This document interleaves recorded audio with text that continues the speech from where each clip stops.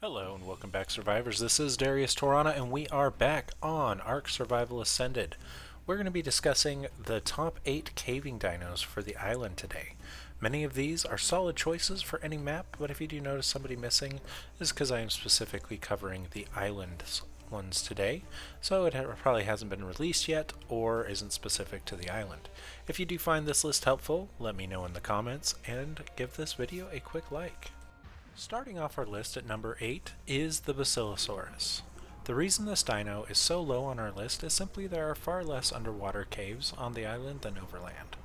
That being said, the Basilo is a near must for these caves. Utility-wise, it actually does passively produce oil, though this oil does expire. For caves, this dino is great because it is immune to being grabbed by the Tusos, shocked by the electric eels, and is immune to being stunned by the jellyfish. It does have a very high base health and a passive regen in shallow water. The negative side of this creature is the fact that in deep water it does have a minor health drain. To tame the Basilosaurus, they are passive tames, so you'll have to sneak up on them and feed them passively. They are going to be surrounded by mantas, as in the dossier it does state that they are fairly messy eaters, and so the mantas like to get a free meal out of this.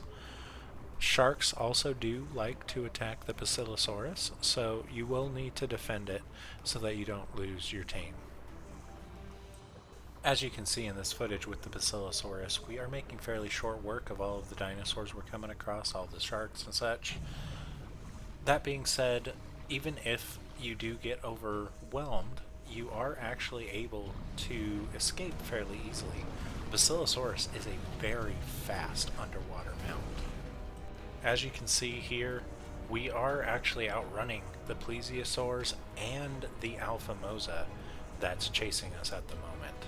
So even if we weren't in creative mode, which we are in this footage, so we're not in any danger of actually losing the Basilosaurus here, even if we weren't in creative mode, we'd be able to get away from them fairly quickly and get out of there.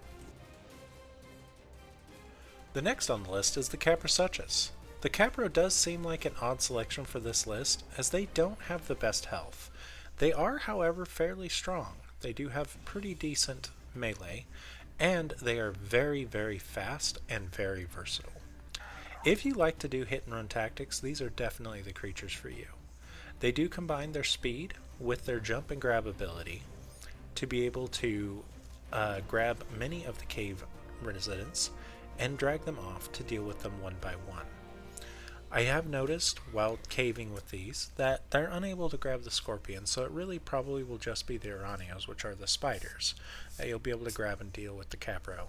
However, the Capro still can make short work of the scorpions and the Onyx. They can get a little overwhelmed, so you will want to be a little bit careful. You will want to jump in, grab something, or attack something, jump away.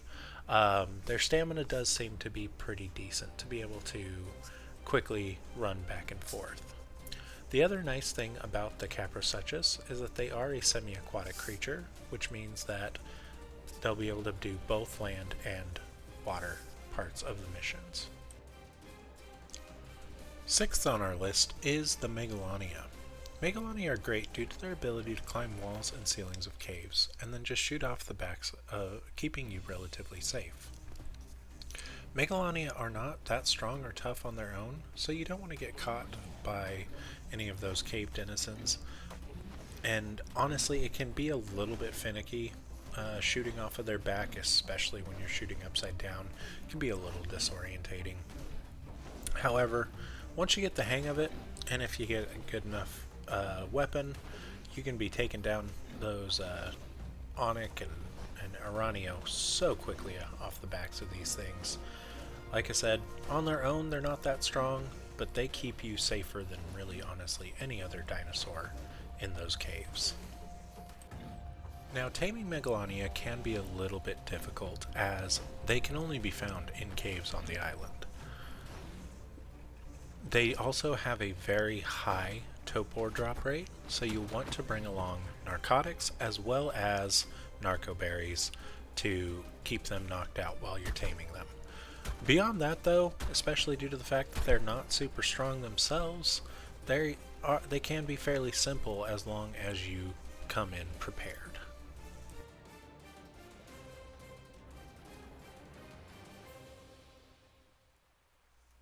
Coming in at number 5, we have our first mammal, the dire bear. Dire bears have great health and damage, and they have excellent speed.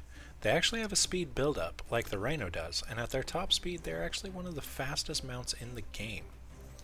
They are also fairly easy tames. They're just a knockout tame that requires, well, it doesn't require giant bee honey, but that is their preferred food. Giant bee honey can be a little tricky to find, but if you can find some, just pop a couple in their inventory and they'll be tamed up in no time. You will want to trap them as their torpor is fairly high, so it will take quite a few shots, and as stated, they're pretty strong, so they'll probably knock you about if you don't get them in there. That being said though, the dire bear does have a couple of negatives as well. The main one is just its size. It's not going to fit in most caves through the mouth of the cave. Now, I generally like to play without cryopods. I know I'm kind of crazy with that, but I do enjoy playing without cryopods. So that does become quite an issue for me. And if you're using the base cryopods from Ark Survival Ascended, you have to have a cryo fridge nearby to be able to deploy your creatures. So again, that could be an issue while using the dire bear. Now, if you are using any of the modded cryopods or the old style of cryopod, you can just pod them up, take them into the cave, dump them out, you're good to go. Some of the areas inside the cave will be a little tight, but again, you can just cryo them up, pop them back out on the other side of whatever you're having to do.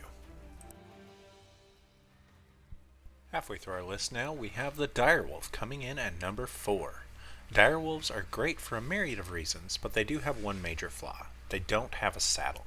To make up for the lack of armor, however, they do have a slightly higher base health. Despite the lack of saddle, they do make very good mounts, especially for tribes. High damage and decent health, they also boast the ability for the pack leader to do a howl that raises damage by 50% and their damage resistance by 25%. So having a pack while you run caves is very useful. Direwolves are also basic knockout tames. They do always run in packs, however, so they can be a little bit dangerous for solo adventurers. One of the best ways I've found to tame a direwolf is to use an Argentavis and pick up the direwolf and just carry it to your trap.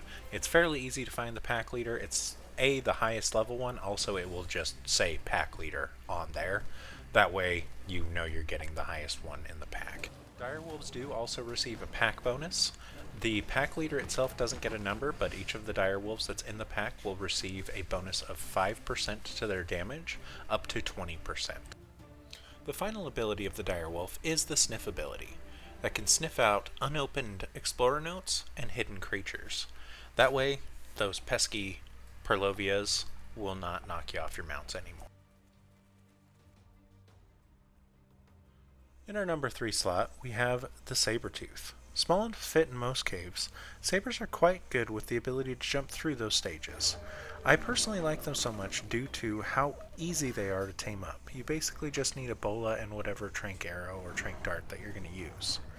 They do have decent health and damage, but no other real special abilities. They're just a great jack-of-all-trade mount for early-ish game. Now, they are basically just a slightly beefier raptor, so you will probably want to upgrade to a different mount once you can. Sabers just are a great way to get you started in caving and doing those early game caves.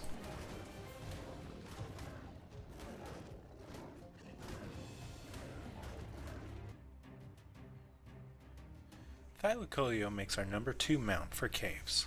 They are a little larger than what is ideal for most caves, but the ones they fit in are very nice for them. Similar to the Megalania, they do have the unique ability to climb walls. However, their climb is a little bit more finicky than the Megalania because you have to kind of jump at the wall and then kind of like run up it. However, once you are attached to the wall, you can sit on the wall. Unfortunately, you actually cannot fire off of the back of the Thylo though. Not that you really need to, because like I said, their damage is really good, as well as they inflict bleed. They have a very high health stat, so they make very solid cavers for the caves they can fit in, or again, if you're using cryopods to get them through those tighter areas. For taming Thylos, you will want to trap them, trank them out, and then feed them preferred food. Now, unlike most dinosaurs, if you're not using kibble, Thylos actually prefer their food cooked. So you'll want to do cooked prime meat or cooked regular meat instead of raw prime or raw regular. Now in this next clip, you're going to notice that I have taken off the creative mode. The reason for this is I just wanted to show the Thyla's ability to kind of get away when you bit off a little more than you can chew, so I went and found something that would probably be a little more than this Thyla can chew without me adding any levels to it, and started fighting it. And as you can see, when things start to get hairy, I'm able to jump away, get away, and climb up that mountain area fairly quickly, able to escape with my Thyla's life. Now, something that you might see on some forums is that Thylas make great boss characters. However, unfortunately, due to some changes, they have made it so Thylas can no longer enter the boss arena, so don't try to take them in there.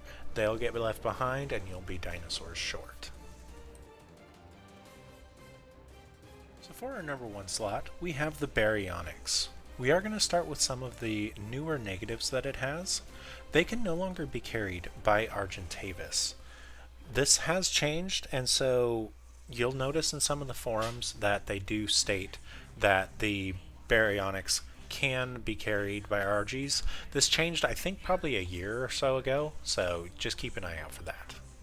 Despite that problem, they are fantastic cave mounts. With high health, high damage, and in any water portions, they have a tail whip that can stun enemies. They just make most caves almost trivial. When it comes to taming them, they are a knockout tame. Unlike most carnivores, they are strict pescatarians, which means that they only can eat fish. Now, that is not including kibble. You can always feed kibble. Now, if you don't have the kibble though, you can do prime fish instead of prime meat, or regular fish instead of raw meat. Now on to what makes the Bionics really special, and what makes them honestly the best cave mount in the game. Bionics can heal very quickly off of raw fish meat, whereas other carnivores, they can heal a little bit off of force feeding raw meat. If you force feed a Bionics fish, he's going to heal up so fast. But wait, there's more. Bionics also get a health regen when they kill fish. So in those water portions that there's all those piranhas swarming you, you give them a tail swipe. It's going to kill all those fish, and almost every time it's going to heal your Bionics up to full, if not near full. Bionics also can fit through a lot of areas that you would not really expect them to be able to fit through.